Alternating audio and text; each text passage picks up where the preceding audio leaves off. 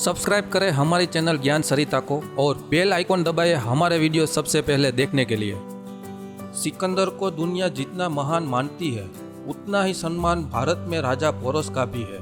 पुरु का नाम यूनानी इतिहासकारों ने पोरस लिखा है। इतिहास को निष्पक्ष और सही तरीके से लिखने वाले प्लूटार्क ने लिखा है कि सिकंदर सम्राट पुरु की 20,000 की सेना के सामने तो ठहर नहीं पाया।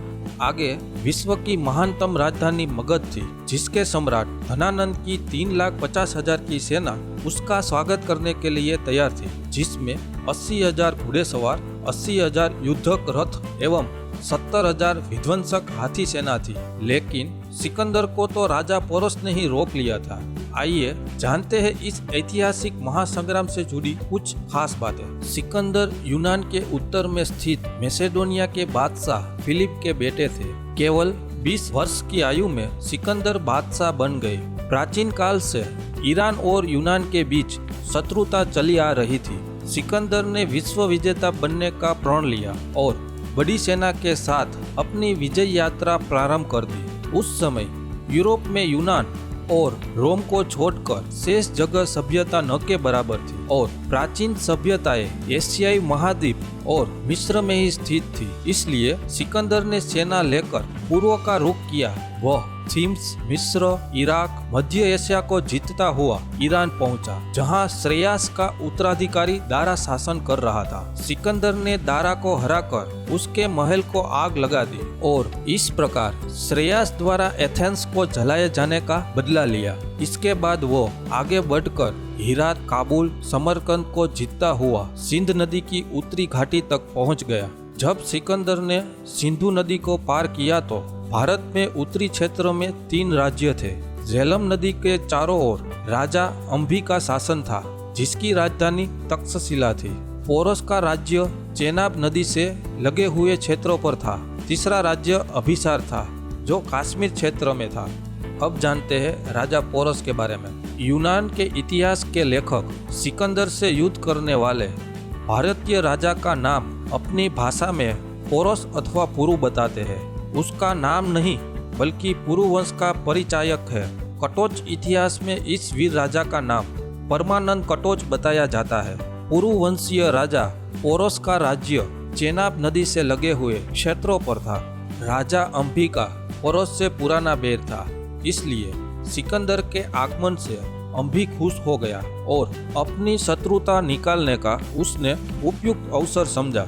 अभिसार के लोगों ने कुछ नहीं किया। इस तरह पोरस ने अकेले ही सिकंदर की सेना का सामना किया। प्लूटार्क के अनुसार सिकंदर की 20,000 पैदल सैनिक तथा 15,000 अश्व सैनिक पोरस के युद्ध क्षेत्र में एकत्रित की गई सेना से बहुत ही अधिक थी। सिकंदर की सहायता फारसी सैनिकों ने भी की थी। कहा जाता है कि इस युद्ध के शुरू होते ही पोरस ने महाविनाश का आदेश दे दिया। उसके बाद पोरस के सैनिकों ने तथा हाथियों ने जो विनाश मचाना शुरू किया कि सिकंदर तथा उसके सैनिक तो बस देखते ही रह गए। इसी तरह का वर्णन डियोडरस ने भी किया है। विशाल हाथियों में अपार बल था और वे अत्यंत सहायक सिद्ध हुए।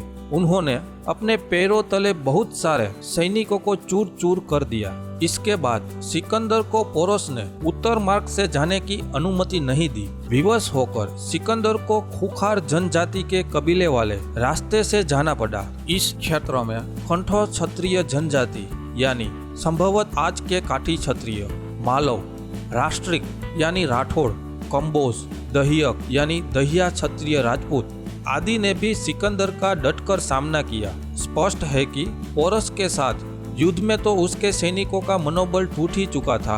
रही सही कसर इन कंठ, मालव जैसी क्षत्रिय जातियों ने भी पूरी कर दी थी। अब इन लोगों के अंदर ये तो मनोबल नहीं बचा था कि किसी से युद्ध करे। सिकंदर ने लौटने का फैसला किया।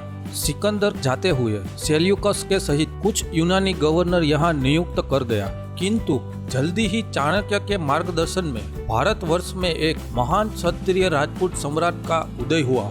वो थे चंद्रगुप्त मौर्य, जिन्होंने इन यूनानियों को जल्द ही परास्त कर भगा दिया। किंतु यूनानी इतिहास की कहानी कुछ और ही है। उनके अनुसार सिकंदर ने पोरस को बंदी बना लिया था।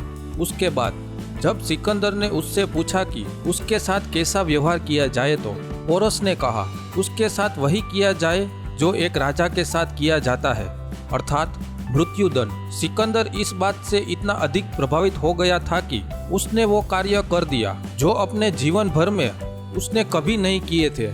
उसने अपने जीवन के एकमात्र ध्येय, अपना सबसे बड़ा सपना, विश्व विजेता बनने का सपना तोड़ दिया और पोरस को पुरस्कार स्वरूप अपने जीते हुए कुछ राज्य तथा धन संपत्ति प्रदान किए तथा वापस लौटने का निश्चय किया और लौटते हुए ही उसकी मृत्यु हो गई।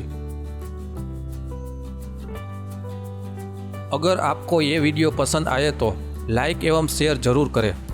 आपको हमारा ये वीडियो कैसा लगा है ये हमें कमेंट करके ज़रूर बताएं।